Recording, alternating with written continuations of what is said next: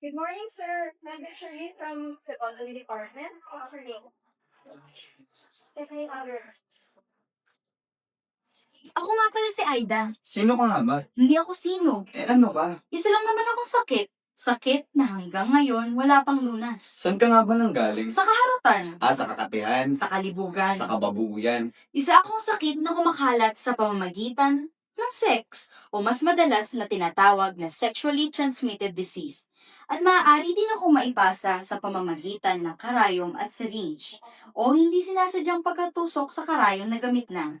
Nagmula ako sa virus na tinatawag na HIV o Human Immunodeficiency Virus. Ikaw, gusto mo bang maging pusit? Anong pusit? Positibo sa akin, gusto mo? Ay, ayoko.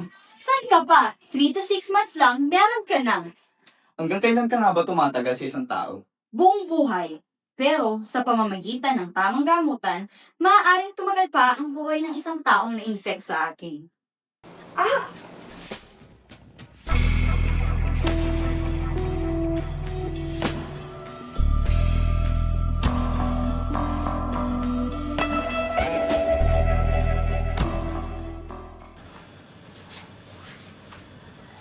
Hey babe, Ano ba? wait ka na naman ba? Malamang, call center ako, di ba? Ikaw kaya kumausap dun sa mga Amerikano na yun. Babe, si mama kasi may sakit. Ano, may kailangan ka na naman. Pera. Babe, konting halaga lang naman. Lagi na lang, pag tuwing may sakit ang buong pamilya mo. Nung nakaraan, tatay mo, ngayon nanay mo naman. Sino susunod? Kuya mo, ate mo. Ano, sama mo na yung aso pusa nyo. Pati na rin siguro yung daga. Minsan lang naman magkasakit si mama, babe, kailangan lang talaga. Wala akong pera. Babe naman, Wala nga sabi akong pera. babe kahit magkano. Wala nga akong pera. Ano ba? Gagawin pa akong bangko nito eh. Lagi na lang pag may kailangan sa akin hihingi. Eh siya naman to lalaki. Dapat siya yung nagtatrabaho sa amin.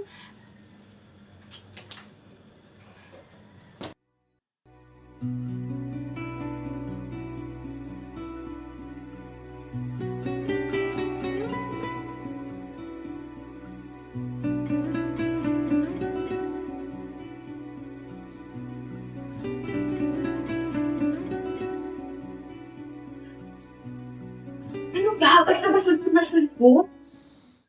5,000 mamaya, Amerikano, ano? Ano sobrang bago? Bakit? Ano ba trabaho mo malinis? Sige na, sige na. O sige, mamaya. Mag-ayos. Sexy dapat, ha?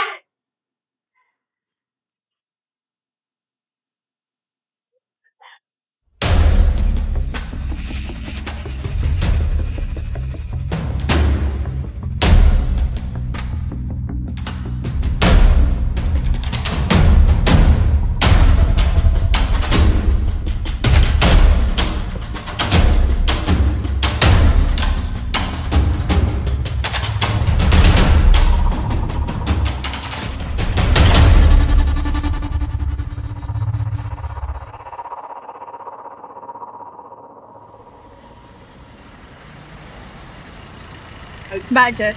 300. Ano ako, aso? Kung ayaw mo, edi wag. Teka, sandali.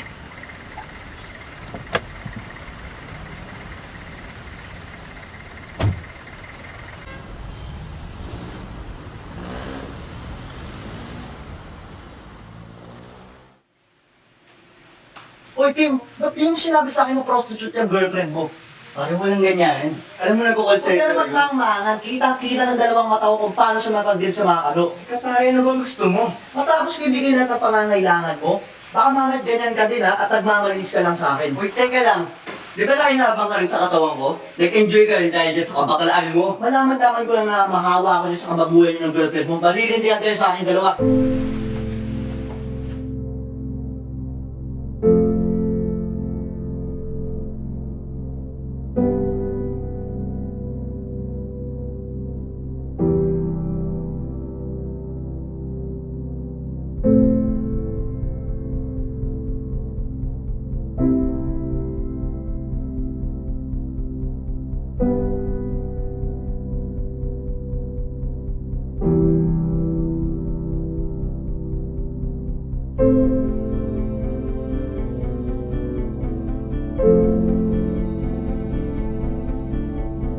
Ano